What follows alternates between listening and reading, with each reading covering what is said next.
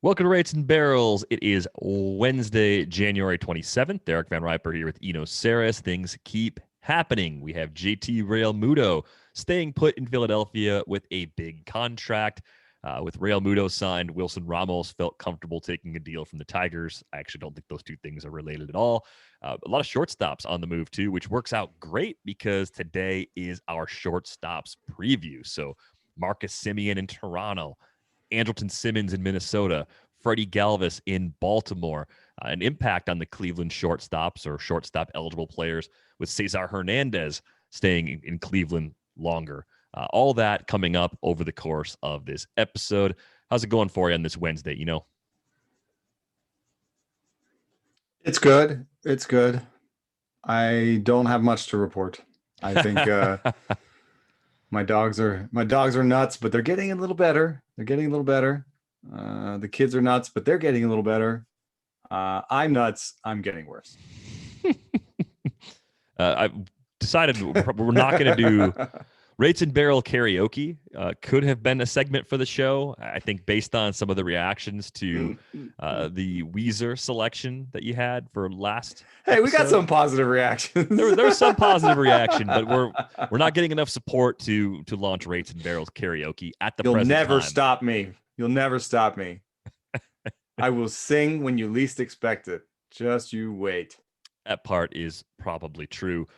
Well, let's get right after it. Let's start with the JT Realmuto situation, a 5-year deal to stay in Philadelphia. We talked about this on Friday when we had Britt on the show, and at the time, there were some whispers that Atlanta might have been interested in Realmuto, and I think both of you said, yeah, that just seems like posturing.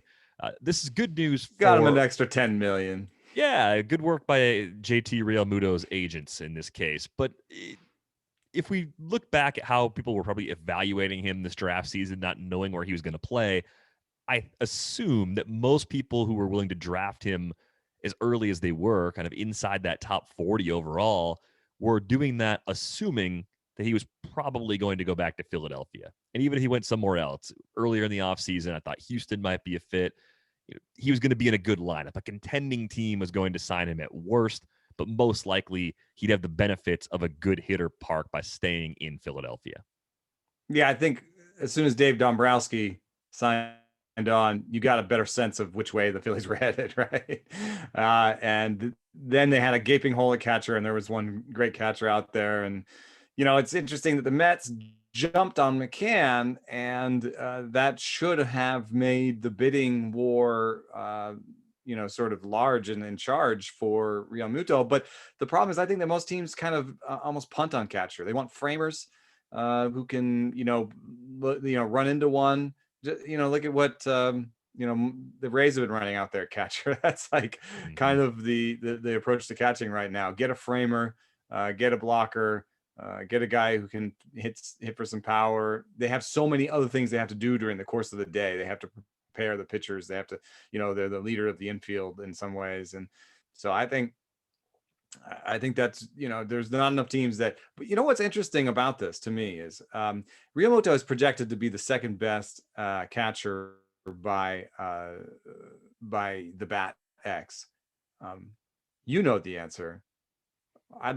At the end of this little mini segment, I'll tell you who the first one is. Not everyone listening may know this one. Not everyone lives on Twitter. It's hard to believe. So Realmuto is second, and James McCann is 43rd on the same projection because of a lot of his value comes out of BABIP. BABIP's really noisy. He should hit for some power, and that's the question, is how much power he hits for, but not probably a good batting average. Realmuto projects as an 800 catcher, and if there are robo-umps, this will be a good deal because there'll be an immediate seismic shift in catching from framers to ones that can provide. I mean, game calling will still be very important, but game calling is also something that you do, I think, as a process with the other coaches and your peers. And I think it's probably something that can be coached up, even if someone's not like a great natural game caller. Just kind of provide them a really solid game plan. Anyway, number one is Will Smith on the Dodgers. So they've got quite an asset there who's really scratching an out for himself and was never going to go to third base for JT Realmuto. No, that was never going to happen. So this is good for fantasy purposes. I think that's pretty clear. At this point, I think the question is, well, are you comfortable drafting JT Realmuto that early? I mean, this is a pretty significant investment to have that leg up over the field. ADP since January 1st is 33.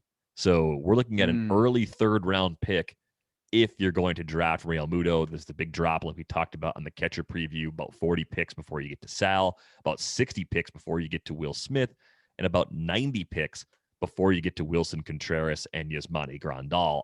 I said the sweet spot for me is probably Contreras and Grandal. I have not built a team yet with Realmuto on it. I think he might fall into what I'm calling the Freddie Freeman bucket, where I am much more likely to have him in an auction scenario where I have a lot more control about how my roster comes together than I am in a snake situation where the opportunity cost of choosing Realmuto is pretty steep in early round 3.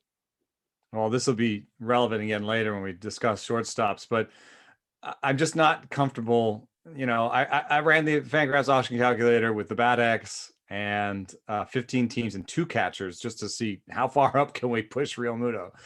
And I understand that, there is no scarcity as much as there's scarcity with the 2 catcher setups, right? Mm-hmm. So that I think there is a positional adjustment that needs to be made for catchers. However, I'm just not comfortable when the discrepancy between the player's value and the positional value is so large and they're so high up. So just for example, you mentioned Freddie Freeman. Freddie Freeman is right ahead of JT Realmuto. And Freddie Freeman's non-position-based points value is $22. And then he gets another $8 for playing first base. He's a $30 player. JT Realmuto gets $6 as a batter and $24 for his position. Yeah. Dude, it just makes me feel icky. We'll get to a mailbag question about catchers at some point. That was really interesting about $1 catchers and stuff like that. But I just wanted to point that out about Realmuto. I'd rather get the better bat, I think. And so I'm with you. I'd rather get the 4th or 5th best catcher a few rounds later. Right. So we're talking Ozzy Albies, we're talking Xander Bogaerts, Eloy Jimenez, we're talking pitchers like Brandon Woodruff and Clayton Kershaw, even someone like Corey Seager. Those are all guys that I'm more comfortable building a team around with that 3rd round pick than with Realmuto. It's not concerns about Realmuto on a big contract. It's not concerns about his skills falling off. It's really just, to me, a price that has become too high for what you actually get, even though there is a nice boost having a player like that in your catcher spot or in one of your 2 catcher spots in those 2 catcher leagues. Just real quick on Wilson Ramos, I think this is a nice boost to the pool as well, just because Wilson Ramos is punting the position defensively and just getting a guy that hits. This is good for us. Bad for the Tigers pitchers, maybe. There's some little concerns there, but I like Wilson Ramos enough to say he's probably a top 20 catcher if you're projecting a 2/3 or 3/4 share of the playing time for him in Detroit. Maybe we're reaching that point in his career where he's not going to be used quite like that. Maybe we're getting to the point now where Ramos is more of a 50-50 guy, or even on the wrong side of a 2/3, 1/3 split. But I see a pretty nice path for playing time for him going to the Tigers. Yeah, with 300 plate appearances, the Bad X says he's basically like you said, top 25, but it's more like 25th. I play that game too in my articles.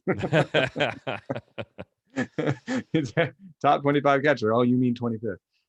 Wilson, I think, still has the ability to hit 15 homers in a given season. I think that he could hit 260, 270 again instead of the 240 that he hit in the shortened season. Yeah. In places where 30 catchers are owned, Wilson Ramos should be owned and might represent. One thing I do want to say though is that this will be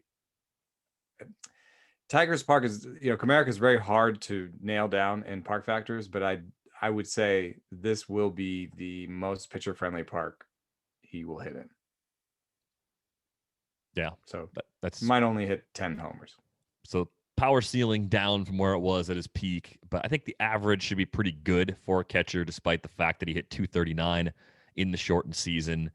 Only a 297 OBP. Usually he's better than that for his career. He's been at 321. So I like this as a stopgap measure. He's not the future of the position at all, of course, but a guy not blocking anyone. Not really blocking a great prospect, and probably hits a little higher in that lineup than he would have hit if a better team had been interested in him too. So I think that gives him a little extra nudge in the projections as well. Let's get to our shortstop preview, though. There's a ton to unpack at this position. 9 players inside the top 40 overall right now based on ADP, and there's plenty of quality at this position up and down the draft board. There's a lot of ways you can go at it. You can get a shortstop early. You can get a middle infield from the shortstop position relatively early. And you could even wait and still not be terrible later on filling those spots because of the depth afforded to us by these options. Of course, at the very top of the board, we have Fernando Tatis Jr. His ADP is 2. So he's in the mix for that number 1 overall pick. He's my top ranked hitter going into this season, which is a pretty big step since I was a guy that was skeptical about Tatis coming off of his 2019 season. I was worried a little bit about his back. I was worried about some swing and miss in his game. He answered all those questions for me last season. He's got power. He's got speed. He hits the ball hard. And he's still so young that as great as he's been so far, you could still imagine that there's another level that he might be able to unlock. Yeah, I think the most exciting part is the cut in strikeouts. And strikeouts do improve till about 24, 25. You might take a look at Giancarlo Stanton's strikeout rate to get a sense of what a bell curve might look like or what aging looks like. He improved his strikeout rate the first few years. Now that he's on the wrong end of his peak, I think those are coming back. So I think that Tatis will strike out 30% again in his career, but the fact that every projection is projecting him to regress to about 26, 27%, there's actually, some untapped potential beyond his projections. That means if he keeps his strikeout rate below 24% or even improves it to 22 or 21%, we're talking about a player who can be the best in the game. Yeah, an elite of the elite, like a guy that stands out where his best season stacks up in a Project GOAT sort of way. Like that's the type of ceiling we're looking at now. So I really like what we saw from him throughout the shortened season, and the projections are through the roof. I mean, a 280 average across the board, high 30s in the home run totals, 25 plus steals pretty much everywhere. I think Zips might be at 24. I mean, what more could you ask for? Tatis versus Acuna is kind of a fun debate up top on boards. I really don't think you can go wrong with either one of those players. I think you're positioning yourself with a 5-category player that is an advantage as we go through the board. And we've talked about this being a different year and being at the end of the draft order, not being as bad as it normally is, but being at the very beginning is a good thing. And Tatis is absolutely part of the reason why. One last note about him. I just wanted to look at his minor league strikeout rates for a second. And I do want to mention that there's been some research that a high strikeout rate in the minors is not always a terrible thing. It just leads to a kind of high ceiling, low floor situation. And so if you have great scouting grades on a player alongside high strikeout rates and a poor major league projection, I wouldn't always immediately think about the floor. So I think this is relevant for Joe Adell. We've seen some of Joe Adell in the major leagues and it wasn't great, but he still lands in that low floor, high ceiling area where he could still have an outcome that looks a little bit like this. So that's something to think about. I don't know. I don't do you understand why that would be? I guess swinging a lot in the minors, and there's a chance that they get the pitch selection right, and then they're an aggressive, great major league hitter. Or I don't understand why that would be. I would think if they have high strikeout rates in the minors, they don't have a great hit tool, and so therefore they won't be a great major leaguer. Right. Well, I'm thinking about the problem in reverse though, where we've had players cruise through the minors with, sub 20% K rates. They get to the big leagues, they're close to 30%, and they can't get that number back down. And it's like if weird. that can be a path, then the opposite could also be a path. But the why part is pretty fascinating. So I want to think about that some more. Maybe it's a topic we'll come back around on at some point, and that's a great one. If you've got a theory, pass it our way, because we're going to do a pretty big mailbag episode on Friday. Rates and barrels at theathletic.com. If you'd like to contribute to that, we got a lot of great questions already. So no guarantees, no promises, but we'll do our best to answer as many of those questions as we can at the end of this week. But moving past Tatis, Trea Turner is the other early first rounder that I really like. I play in a lot of leagues where you can't make trades, or at least where trades are very difficult to make. We've talked a lot about our fear of not having enough steals. Trea Turner is going to provide that. He's not at an age yet where I'm really worried about the stolen bases falling off. 12 for 16 is a base stealer in the shortened season. That kind of puts him right in that similar pace to the 25 or 30 range sort of floor, but obviously there's room for him to get up into the 40s. He's done that twice already. The thing I really like about Trea Turner, though, he has more power than people realize. You could see it in the slugging percentages. You can see it in the StatCast numbers. You could even see it in the home run totals if you realize that in 2019, the 19 home runs he hit came in just 122 games. And if you realize that he hit 12 in the shortened season in 59 games. So maybe the increase in power is the biggest threat to Trea Turner not being a 30-plus steals guy, but he's going to contribute in both of those categories in a big way. I think 30-30 is actually a possible ceiling type season for him. He doesn't have to do that to return value in the first round. It's a Nats lineup that, for all the flaws that team has defensively, they should still put plenty of runs on the board this year as well. So Trea Turner is one of those guys where if I'm in that 5-6 spot and I'm not quite sure what to do, I'd like taking him because at least I'm addressing all the categories and I'm still very confident in the speed in particular. Yeah. The floor seems so high, and it's in a category that's so useful that I agree with you. He's a definite first rounder, top 5, top 6 type player. I think the floor for him is, just another season where he hits kind of 15 to 20 homers. But if you look at what has happened since he broke his finger, and I wouldn't say it's because he broke his finger, but maybe just getting healthy off of that, and maybe some changes he made alongside that. He's been a powerful guy since midway through the 2019 season. He's been a guy who's had a 200 plus ISO, and so. And the Bad X thinks that the underlying StatCast stuff likes him and has him for 195 ISO. So, you see that 9% barrel rate. You see a very steady max exit velocity. I see a guy who's just learning to hit the ball harder. I'm all in on him. Yeah, no hesitations whatsoever. A player I would target all the time at ADP and Snakes, in auctions, on a boat, on a plane, on a train, reverse green eggs and ham. Like all those conditions would want Trea Turner on my team in all those different situations. You look at Trevor Story, he's also carrying a first round ADP right now. Other than getting traded out of Colorado, I don't really see how he's going to fall out of the first round. I mean, even if he did leave the Rockies, I trust his speed. I think he's got a pretty nice floor himself. And I think some of the contact issues we saw from Story when he first arrived in the big leagues, those have at least been slightly reduced. I don't know if he's ever going to be a great hitter in terms of having a low K rate, but I think he can stay in that 24, 25, 26% range. It's been 3 years now where he's done that, where he stayed under 30. So I think that's a skill that he owns. He draws his walks, and he's efficient as a base stealer as well. So maybe not the same stolen base ceiling as someone like Trea Turner, but definitely a higher power floor and a higher power ceiling than Trea Turner, regardless of where he's playing. Yeah, I think think if he got traded using Zimmerman's sort of 2-1 with the home away splits, he would be a hitter that hit something like 270 with a 340, 345 type OBP.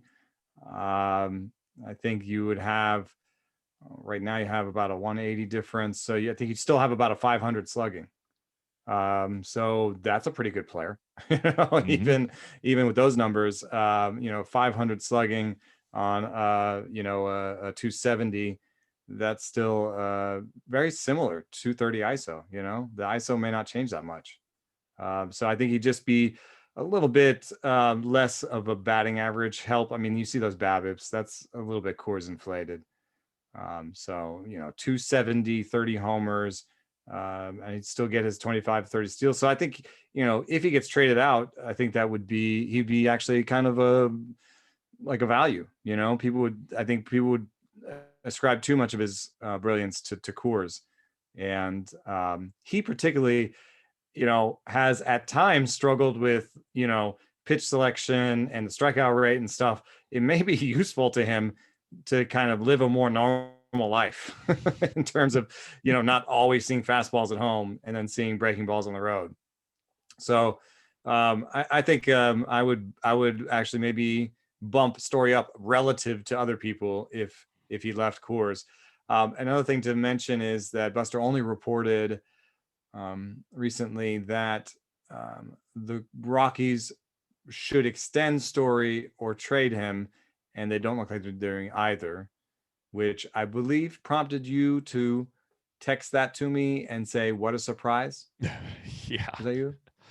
Yeah, that was me. And then I should stay out of the company MLB Slack channel, as documented by agent Rachel Luba. I don't have Hall of Fame votes. I don't vote on awards. I'm not actually a baseball writer. I'm just a floating head talking about fantasy baseball.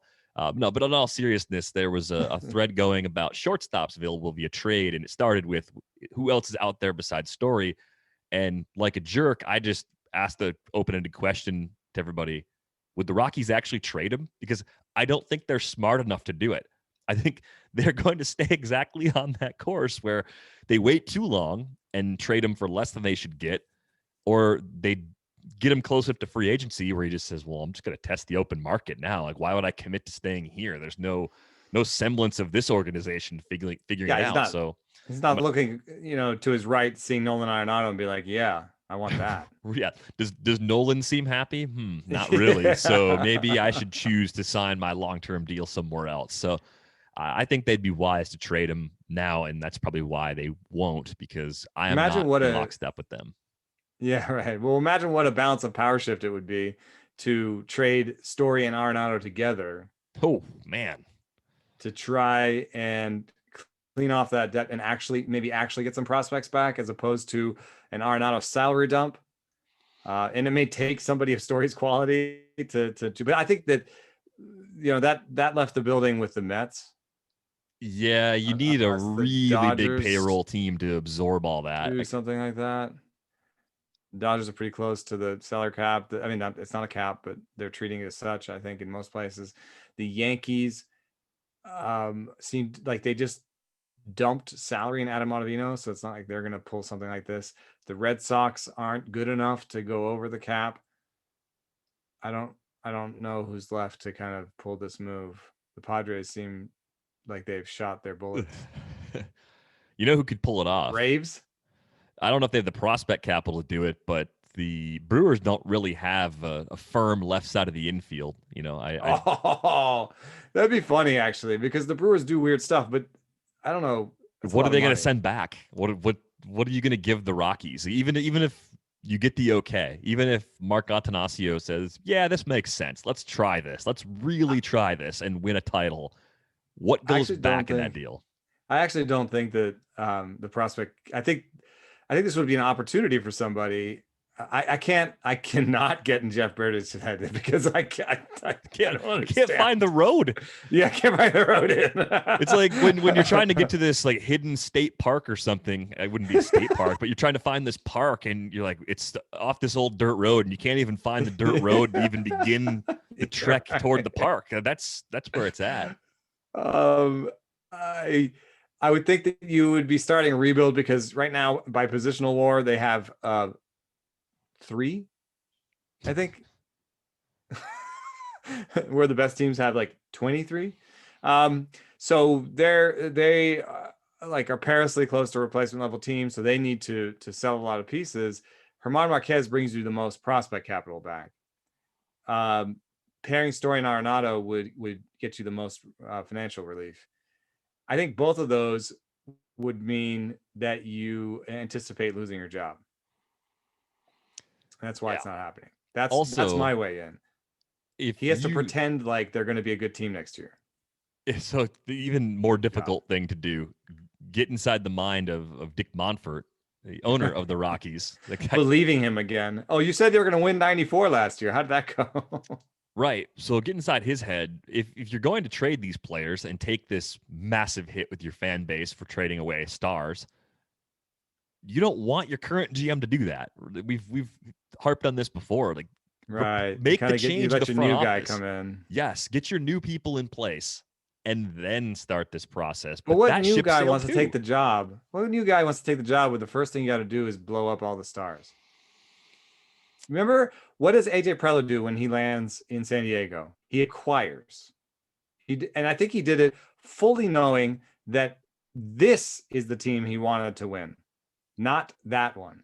So he went and got Kimbrel and Upton and those guys, but I don't think he ever thought that they would win with them. And they won one more game than they averaged in the 4 years before. I had an article up today about winning the offseason. What did John Coppolella do when he landed in Atlanta? He broke the record since 1996. He broke the record in number of offseason acquisitions. How did they do under him? Blah. I should point out that we have this show available on YouTube. So if you've enjoyed listening to Rates and Barrels and you want to see the faces we make and the thumbs down that I just threw on screen after the "How did the Braves do?" question, you can do that. Just search for Rates and Barrels on YouTube. So it's well, we've digressed too far. We do this. It's always the Rockies. I'm very sorry.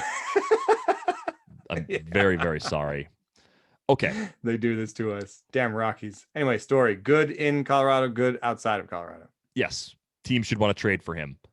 Let's go to Francisco Lindor. He's been in the top 5 range in the past. I think he could still return a season like that. I have no problem with him at the 1-2 turn. Whatever he lost in park factors in Cleveland by going to Citi Field, I think he gains by being in a even deeper lineup. I think those counting stats are really safe. I think the speed can still be there. The power is still legit. I really don't have anything unique or intelligent to say about Francisco Lindor. I think the Mets were very wise to trade for him when they could because I think he is a legitimate star and he's still a star in our game as well. Anything for you on Lindor to add? I mean, he's playing for the next contract. It might be with the Mets. I'm not saying it's, he's going to sign somewhere else, but he's playing to prove himself a little bit. And this is the same Francisco Lindor. If you want to sort of poo-poo these soft things, and I used to be a person like this, where this sort of thing would bug me, and it has nothing to do with the numbers, and just look at the projections.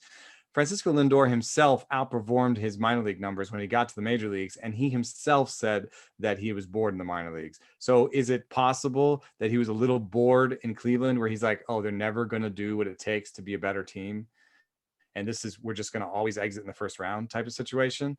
I think he'll be energized by going to the Mets. He'll see this opportunity to sign a long-term deal in the New York market.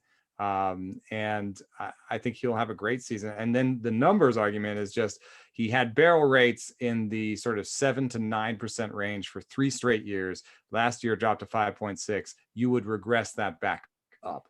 So you would expect him to at least have his career barrel rate of 6.2% or maybe higher, 7, 8%. That'll offset, like you said, some of the park factors, I think. And some evidence for that comes in the fact that the Bat X, despite Derek Carty thinking that he's been one that's been talking about how the Mets park and the Cleveland park separated themselves, he still has a 31 homer projection for Lindor in the Bat X. So pretty safe for kind of 230, 30 homers, 20 stolen bases, 270 kind of batting average, I think. all good things, really, as it pertains to Lindor at this point. A couple shortstops in the second round ADP range, two kind of back to back. Adalberto Mondesi and Bo Bichette. I don't think you could really make two players the same position who are more different. Like Bo Bichette, like all hit tool, but brings obviously power and speed with it. Mondesi, just wide range of outcomes, off the chart speed. Like Bichette, what I mean by this, Bichette to me seems like a guy that always has a very stable floor. Like his floor seasons are pre-power DJ LeMahieu type seasons. If things go wrong for him, he's going to hit for a good average. He's going to get to a little bit of power. He's going to steal some bases, and he's going to have a pretty prominent spot in a good lineup. So all those things are great. I think the problem I have with Bichette is that while I see what everyone else sees and while I want him to be a star, that's a very limited track record for a player sitting inside the top 25 overall right now. So I have not been comfortable taking Bichette in the second round to this point. I'm curious to know if you have a case that could be made for me to actually take him there. Bichette owns one of the largest discrepancies between the Bat X and Steamer, and I was surprised by that. And then I looked closer, and the source is the stolen base projection. I don't know. There are some StatCast numbers that are relevant to this, and I will pull them up frantically as we speak, because I know that splits to first base in terms of sprint speed, those are more predictive than a few other things when it comes to predicting stolen bases. So here I've got the 90-foot splits up. Anyway, the point is Bichette by the Bat X 18 stolen bases, by Steamer 24, by Zips 27, and his times to first are. While you're grabbing that, there's also this lingering question about the Jays and their philosophy as a team, and whether or not they're going to even want to run a lot, or whether they're even going to need to run a lot. Rob Silver, great NFBC player. We talk about things he puts out there, hosts the Launch Angle Pod with Jeff Zimmerman. He's a Jays fan and a great baseball mind in his own right. Take the under on every J stolen base projection. That was among the things he listed out for fantasy takeaways for a move that made about a week ago. I think that was when they added Springer, that he put that little thread out there. And I definitely see the case for that, because top to bottom, that's a really strong Jays lineup now that doesn't necessarily have to manufacture runs that way. Yeah, and is Bo going to be running? Is Bo going to be hitting eighth ahead of the only person who might want to run is like the guy hitting eighth in front of the catcher. And I don't think that, as good as that lineup is, I don't think Bo Bichette will hit eighth. I don't guess think it's so. Possible. I don't think so. If he does, then maybe if you find out he's going to hit eighth, maybe mitigate some of this. But he also has the 135th best times to first, which puts him in a group with some Steelers like Shogo Akiyama, Javier Baez, Jackie Bradley, but also sort of Dylan Carlson and Josh Naylor. So Nicky Lopez, who stole fewer bases than we expected, and he's a little bit slower than Francisco Lindor. So I would cap his stolen bases at 20, and I would project him maybe even lower than the current systems have him at around 15, which would tank his value a little bit. Batting average should be great. I mean, like, that's nice. We got that. Yeah, he sprays it all over. He's got good contact ability. Just to give you an example of what taking that kind of stolen base total away, just by looking at 24 in Steamer versus 18 in the Bat X, Bo Bichette goes from being a $29 player to a $22 player. So there's a big chance that Bo Bichette is being overdrafted right now. That was my gut feel. And again, like, if we're ranking gut feel in the fantasy community, like, Vlad Sedler is like way up here at the top, like off the screen, and I'm somewhere down shoulder level near where my microphone is in the shot on the video. So I trust my instincts, but They're not world renowned like Vlad's are at this point. So I'm just glad that I'm not crazy, that I see some reason to be careful with Bichette where he's going. I think you articulated those reasons better than I've been able to this point. We've probably talked about Adalberto Mondesi more than any other player on this pod. Fair to say, he's at least top 5. If we had a word cloud of players we've discussed over the years, Mondesi's letters are pretty big. So he's just our tagline could be, "These guys don't like Adalberto Mondesi." I mean, I want to. Like he possesses some really fun traits that typically like in a baseball player.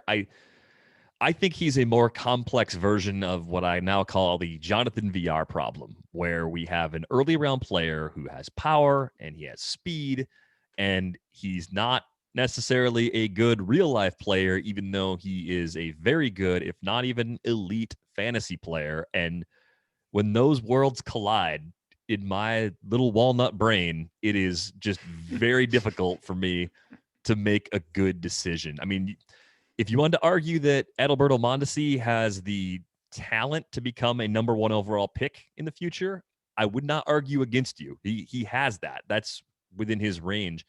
But he could also be the kind of guy that never quite figures out strike zone judgment, continues to strike out so much that the average stays low, doesn't walk enough, the OBP stays low, so he gets buried a little lower in the order than he should. And we're just frustrated because the counting stats don't come out the way they should for someone who goes inside the top 25 overall on a regular basis. So I think there are ways to build teams with Mondesi. I don't think you're crazy for drafting him there, but I completely understand the group of people that say, yeah, I can't bring myself to do it. I'll find other ways to get the steals I need from multiple players. Yeah, and this is interesting side note too. Like Bo Bichette, he has a very large discrepancy between Steamer and the Bat X, and it's not because of power. What I kind of assumed, there's a lot of sort of David Fletcher types that are at the bottom of this list in terms of discrepancy between the two systems, and that is power related. But Adalberto Mondesi has a 20 home run projection from Steamer and a 21 home run projection from the Bat X. The Bat X regresses his BABIP more than any other system. And I think it's fair to do so, because even though this guy is fast, he doesn't necessarily hit the ball very hard. And his sort of high BABIP seasons have come all in truncated seasons. In fact, if you add all his high BABIP seasons together, you only get a little bit more than a full season of plate appearances. And BABIP is not, batting average of balls in play is not something you should look at in a 1 season sample ever.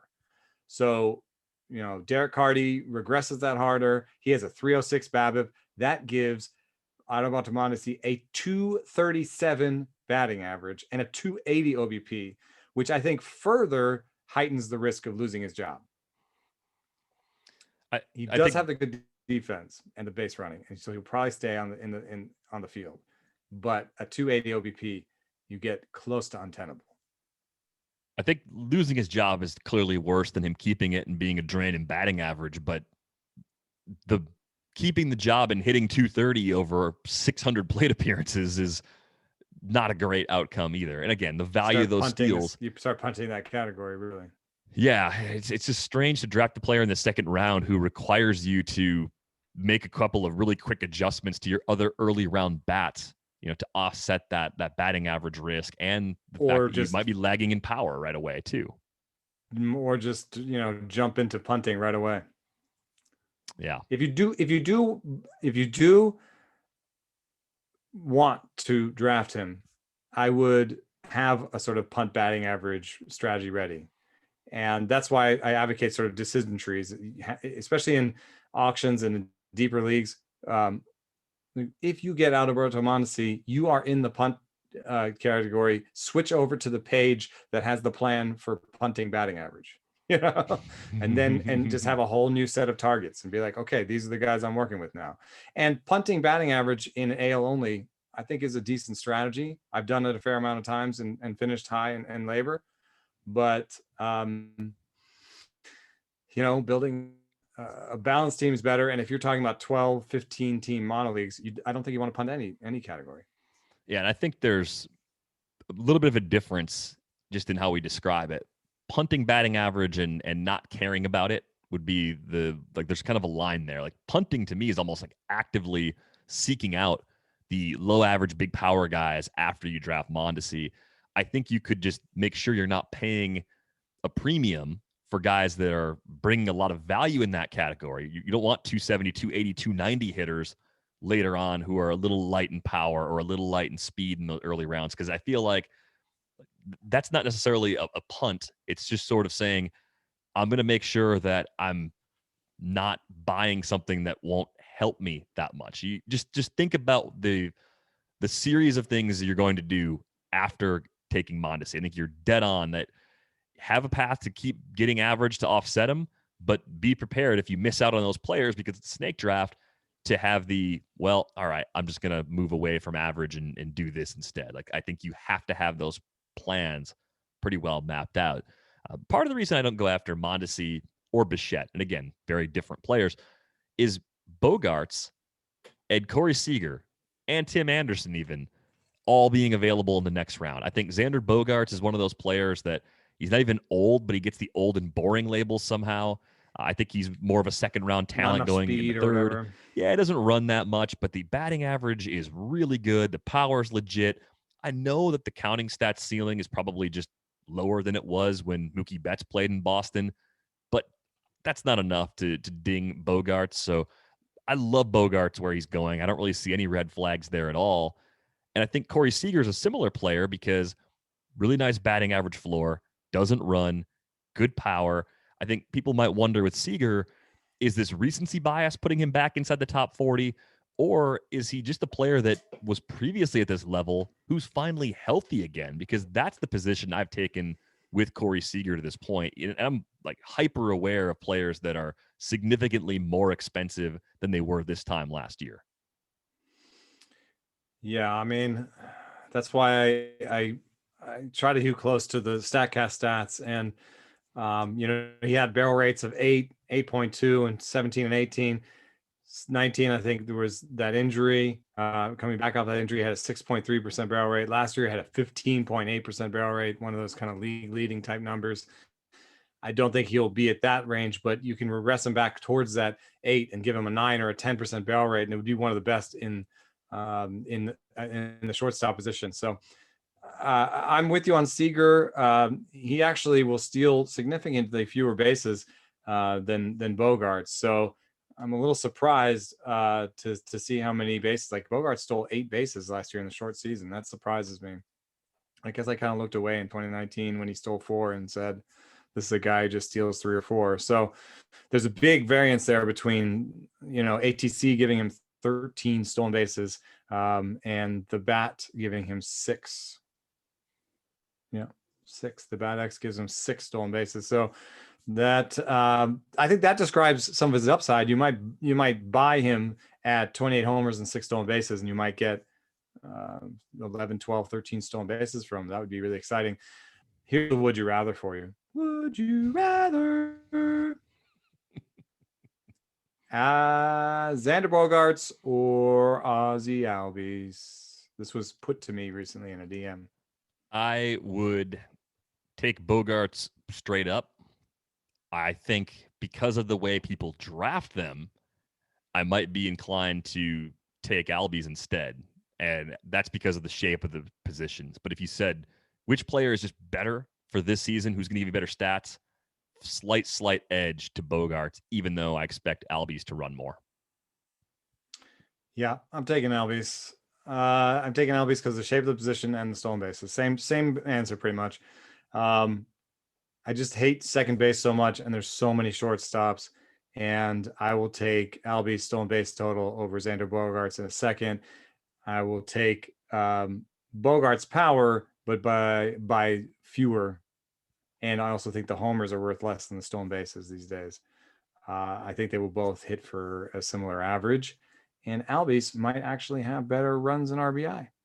Yeah, I think that Atlanta lineup has a chance to be better than Boston's lineup. Yeah, Atlanta's not done, I would say, too. That'd be nice if they added one more piece there. Let's talk about Tim Anderson for a minute, because increasingly he's a player that I've had underrated. I've just come to realize like I was flat out wrong. I think a lot of my evaluation of Tim Anderson was clouded from the plate skills that he brought into the league with him. I think that's still in my mind, but it works for him. He runs well. He hits the ball hard. I'd like him to hit the ball in the air more often. I think the spike in ground ball rate in the shortened season is a little bit jarring when you see that he hit 10 homers in 49 games last year. That's a really good pace power-wise for him.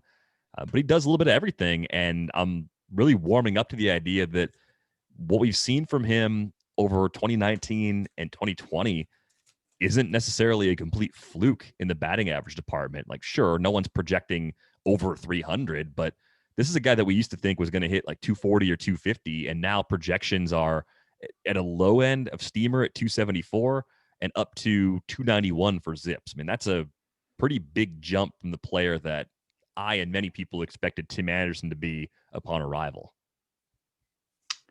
Statcast, Savant has his expected batting average on the last 2 seasons is 295 basically combined.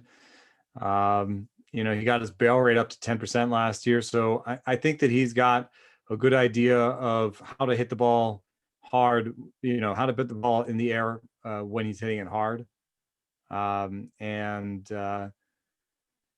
lot more red on this Statcast page than I thought. Also, top 20 sprint speed to first base. So, if you're wondering like 5 stolen bases, you do the 2.5, you're like, ooh, am I only going to get, 10, 12 stolen bases next year?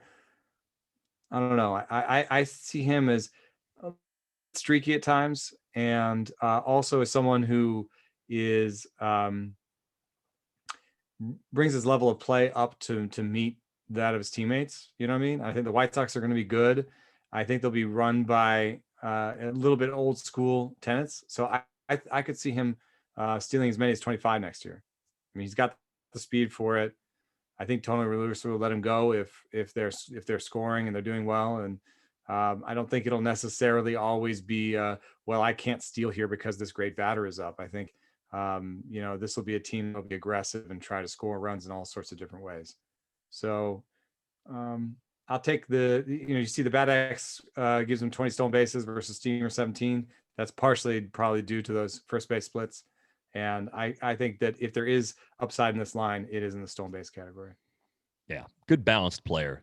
Just does everything really well and gets knocked too much for not walking. At least he was knocked too much by me for not walking. All the things he does well outweigh the one thing that he doesn't do very well.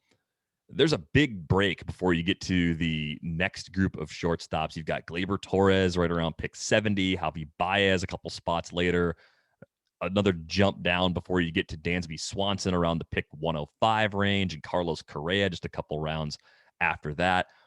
I don't think that much separates Gleyber Torres from Carlos Correa in terms of my expectations.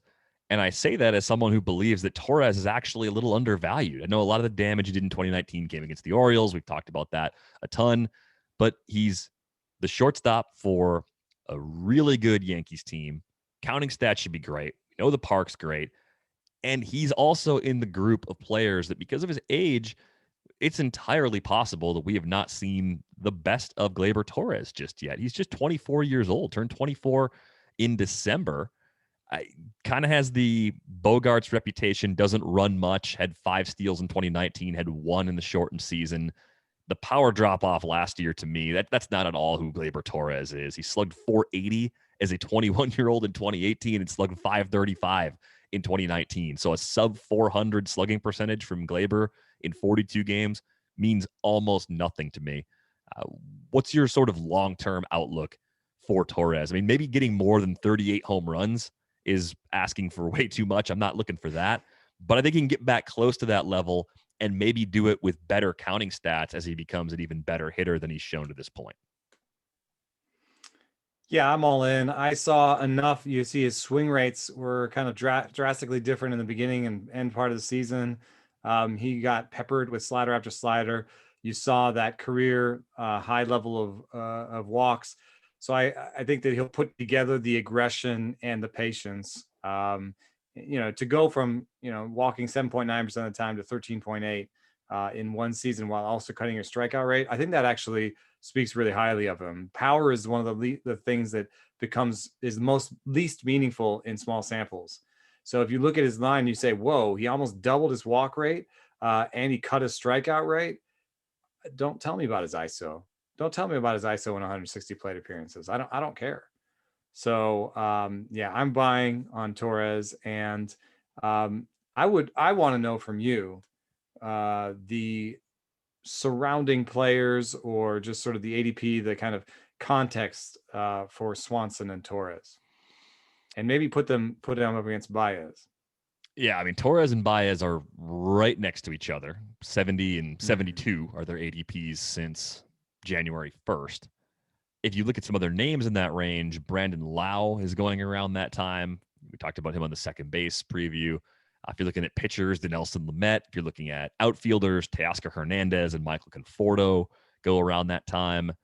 Sal Perez goes around there. If you're going to get into the catcher market there, I think I like every direction other than catcher in that spot. I like the shortstops all Actually, right. I like shortstop there a lot. Shortstop there a lot.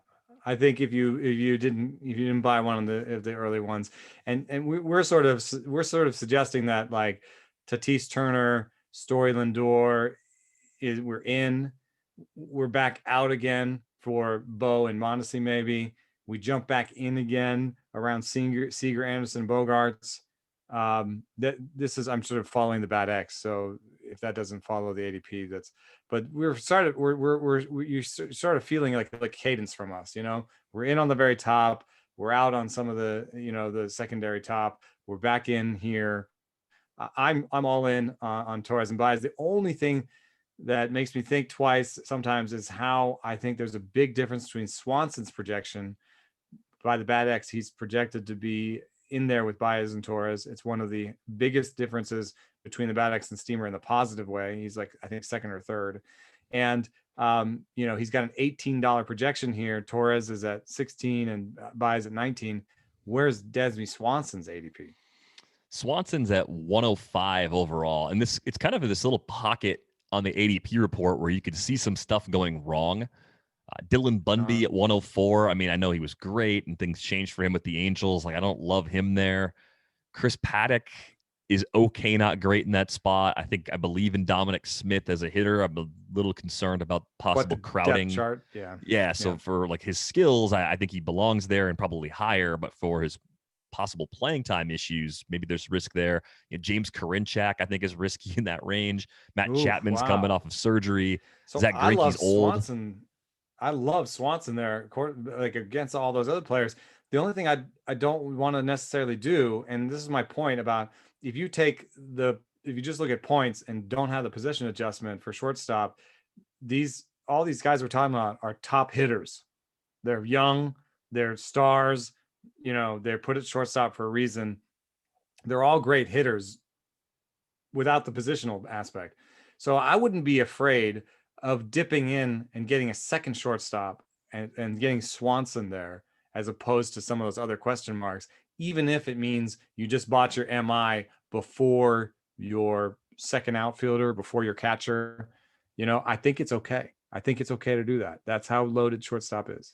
Right. I think this sort of drives home a point I made in the last episode about playing time and roles. Shortstops don't usually sit. They don't platoon. They don't move around much. Those guys, they're there and they're in the lineup as much as they're physically able to play. And I think that's where I think you're fine to go ahead and take a pick 100 or pick 125 range shortstop as your middle infielder, even if you already took one earlier. I'm completely with you on this one.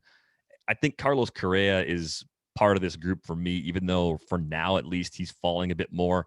I don't know if you saw Mike Petriello's piece on, I want to say Tuesday, where he was taking a look at putting the postseason numbers on the regular season numbers from the shortened season and just seeing who moved up the most, who fell the most. Obviously, we know a few guys that had some pretty rough postseasons, a couple Rays, Willie Adames, Brandon Lau, I think were among the players that took the biggest hits if you combine those things. Carlos Correa was one of the players who got one of the biggest bumps up if you counted what he was doing in the postseason on top of what he did in the regular season. And I know that's sort of, in some ways, kind of cherry picking a narrative.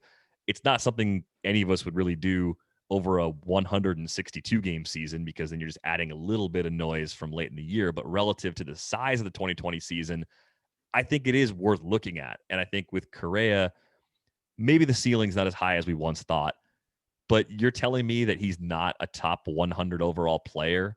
I think he's more of like a top 60, top 70 guy. So he's several rounds undervalued. Like, for whatever discount you're getting on Gleyber Torres, and I think that's a significant discount, I think you might be getting an even bigger discount on Correa at this point.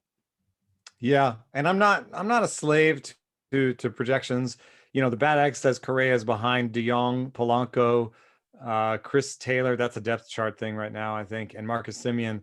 I would put Correa right up against that Baez, Swanson, Torres group. I think it would be Swanson, Correa, and that would probably round out my top 10, 3, 6, 9, 10, 11, 12, my top 12, top 15, that sort of deal.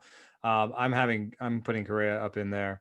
And especially with the Anderson Simmons signing in Minnesota, I think with Paul DeJong's strikeout rate, he has some high variance seasons in him. Chris Taylor is going to end up being more of a backup than he looks like right now on the depth charts.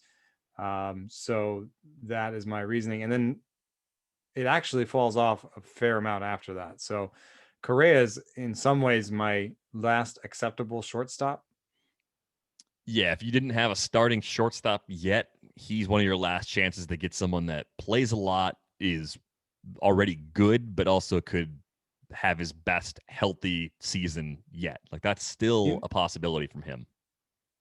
You know who does well also, if you add a little bit more information, is Marcus Semien.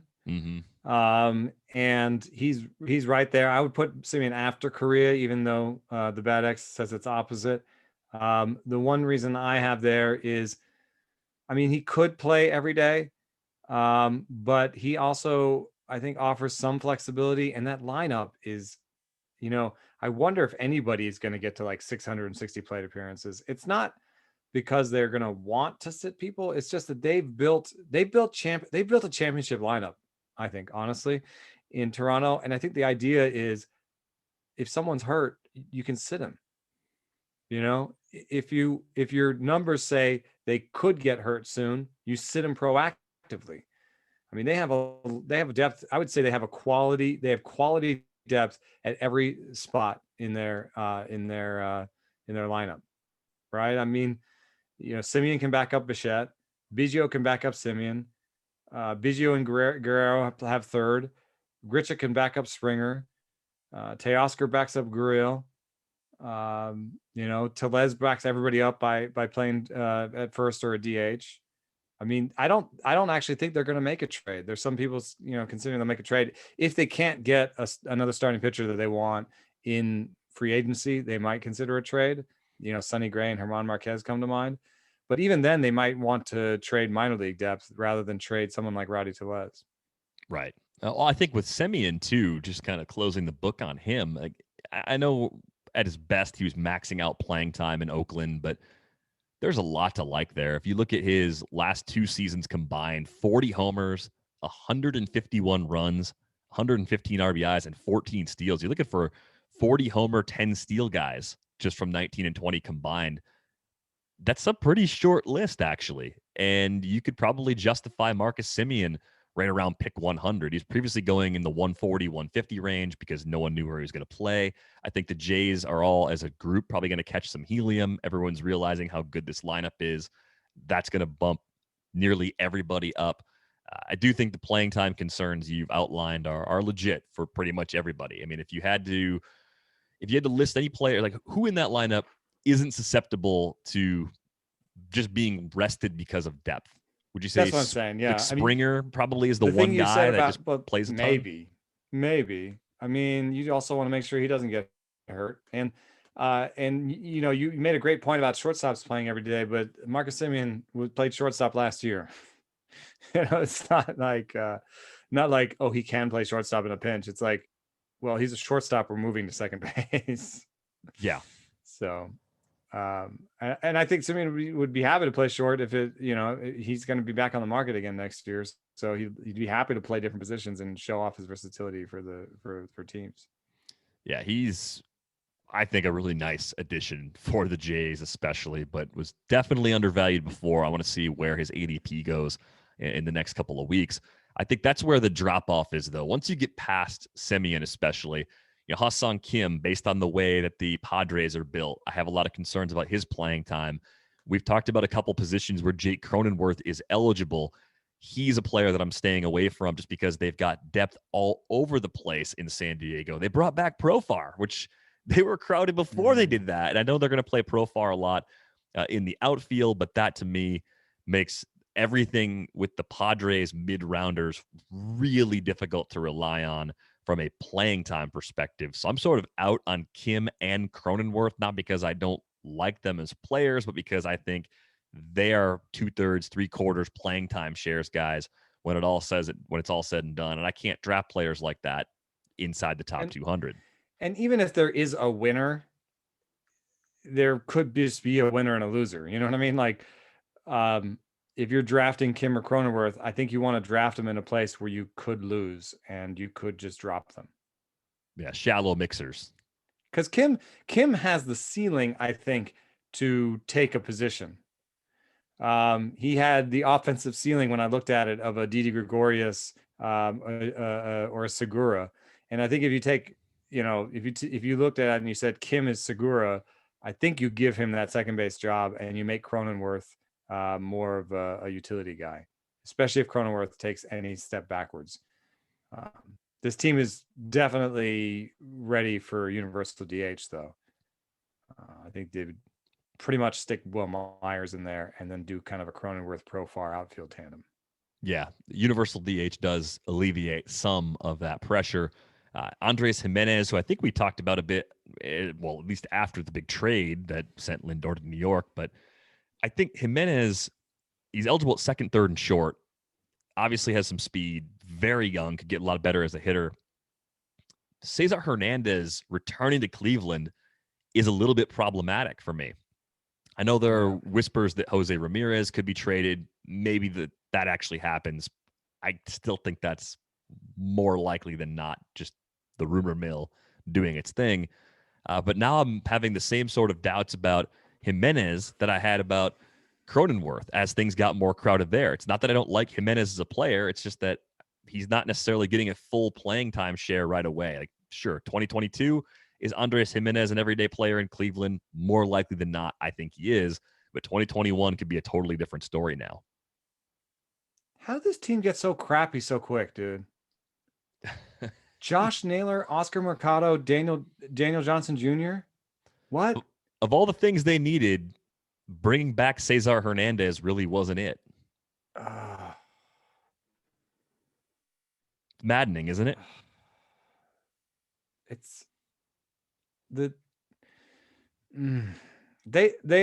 need unexpected Jose Ramirez like outcomes for half their lineup. You know what I mean? Mm-hmm. Maybe they really believe in that model. Maybe they see something in Jose Ramirez where they said, okay, if we have plate discipline and contact, and we try to coach the power out of that, then we'll be good. That seems to does that sort of describe what they have? A lot of their guys don't have big strikeout rates. They have decent plate discipline. They haven't really shown the power you want. That describes everybody but Franmil Reyes almost. Yeah, I mean, I could talk myself into a few players that they're relying on. I've always liked Josh Naylor as just a pure hitter. I think there could be another level for him power wise that we haven't seen yet. That wouldn't be all that surprising. I thought the Zimmer, the boost going from Zimmer San Diego to Cleveland was good for him. Right, Zimmer has like a 10% chance of putting together something pretty exciting in terms of the tools he's got, I guess. I actually like Daniel Johnson quite a bit. I think you said he was a speedy guy, right? Yeah, he's a little bit of an underrated prospect. Does have a pretty good idea with the zone. We saw some really nice walk rates from him at AA and AAA. Doesn't strike out a lot. Defensively, I thought I saw like a big arm grade or something on him, but he's only got a 50 fielding grade. But nevertheless, Daniel Johnson's one of those guys that if they're going to let him play, I'm interested in him late. But yeah, Cleveland, you didn't need another infielder. At least I didn't think they needed another infielder. So I'm pretty surprised to see that. Looking outside the top 200, Jorge Polanco probably moving to second base on a regular basis with Andrelton Simmons now in Minnesota. I mean, that's a And safe some assumption. risk that Arias is there. Yeah, so now You he's got know? some playing time concerns. So I would say Polanco, I would not project him for 647 plate appearances. You just have to bake some of that risk in and project him for like 550 or something. It gets kind of ugly because you get past the teams that are like, this is our shortstop, he is our shortstop, we like our shortstop, Mm-hmm. And once you get past that, you're like, these are some guys. These are some guys Some of that them like slick says fielding they're a players, and shortstop. Yeah, but they're not actually a shortstop. Some of these mm-hmm. guys we hope are not our shortstop, like Orlando Arcia. Yep. Some of these guys used to be shortstops and aren't anymore. Yeah, Willie Castro sticks out for me. I liked him a lot He going has into a last season. Yeah, he has a poor projection from the Bad X. It says he's below replacement level for a 15-team league. But in mono leagues, we're talking about a 23-year-old who showed this kind of power in the minor leagues and glimpses of it at least. Struck out too much his first time and then struck out a little bit less the second time at the league. I think he could strike out even less the next time. Has a chance to kind of combine that power and contact and be an exciting player.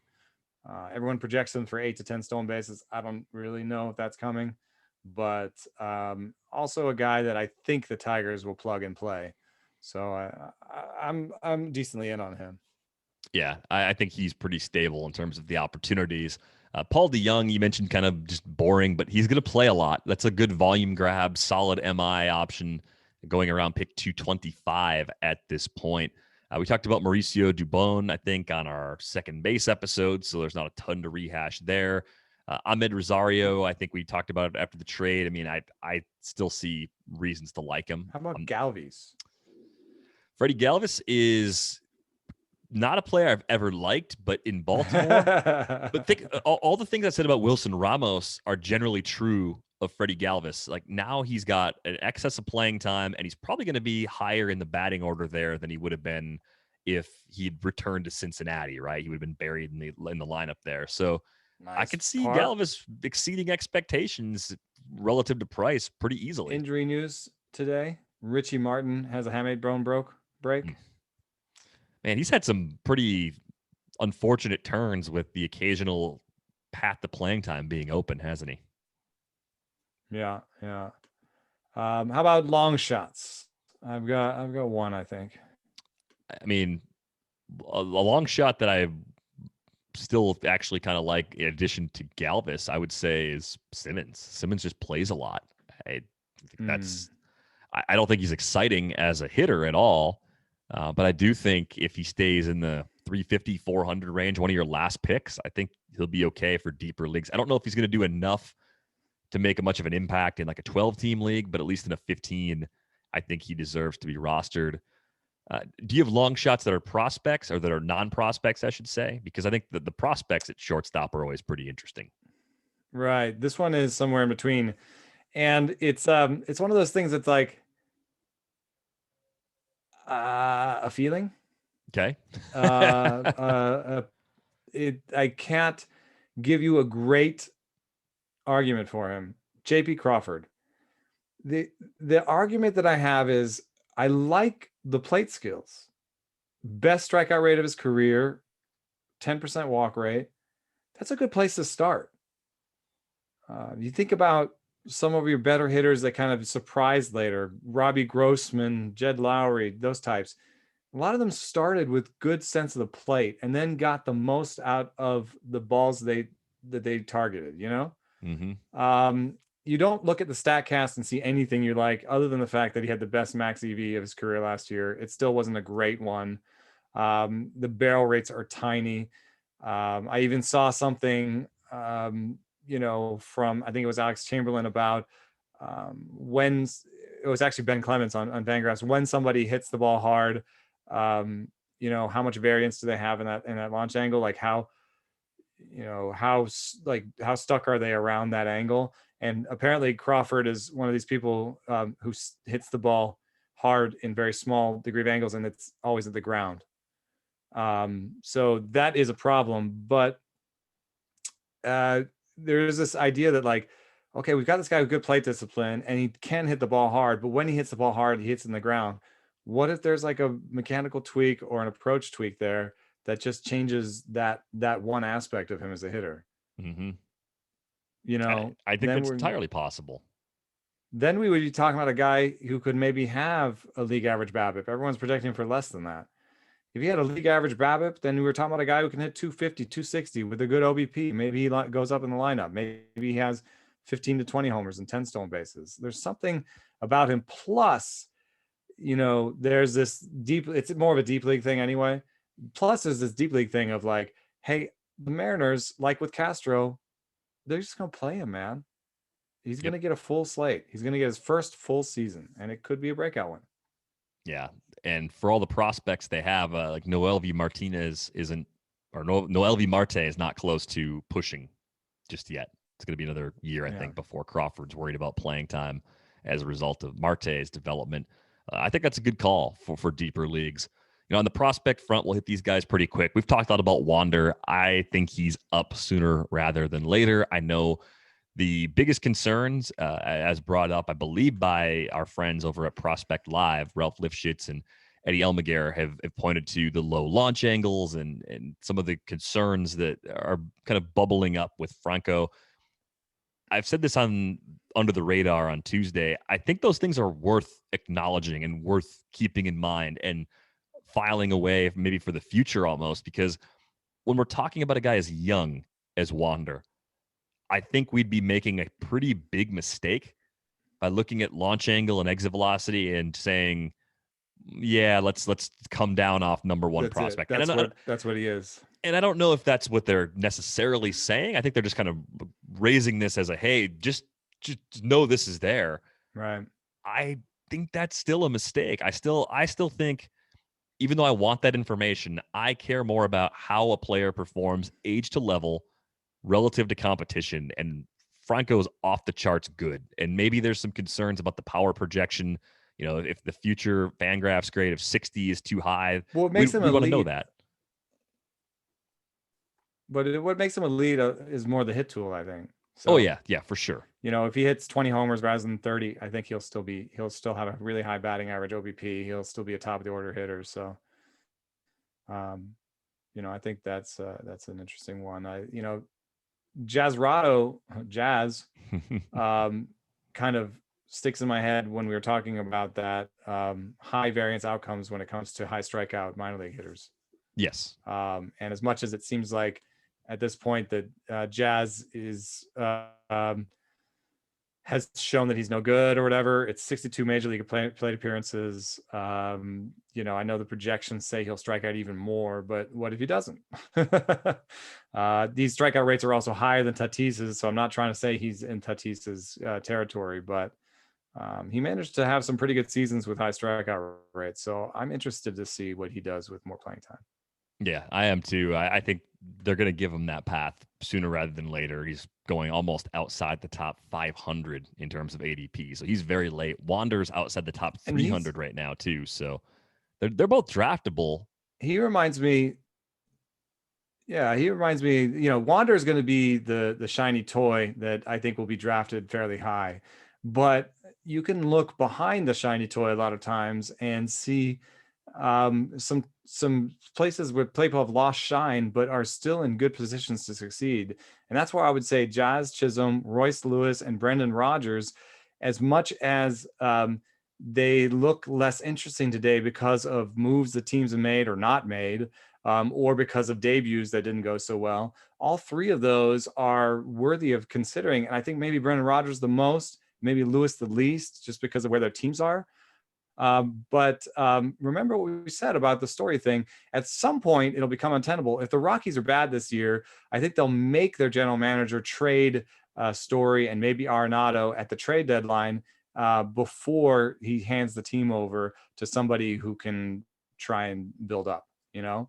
And then Brendan Rodgers would get a full-time shot, finally, someday. Yeah. I think it's health for Brendan Rodgers. So I'm definitely on board with him.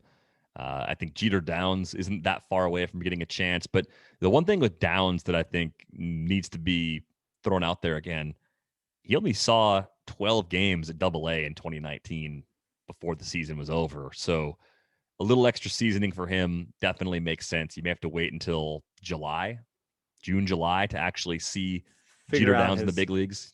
figure out his position too. Some think he might end up at second. Yeah, I think they'll just move Kike around to the utility spot once they decide Jeter Downs is ready. But as much as I like him, I just think they may need to be a little more patient with him than I initially wanted them to be. So I'm trying not to go overboard getting him in normal sized bench redraft leagues. AL only, sure, stash him away there. Keeper dynasty, love him there.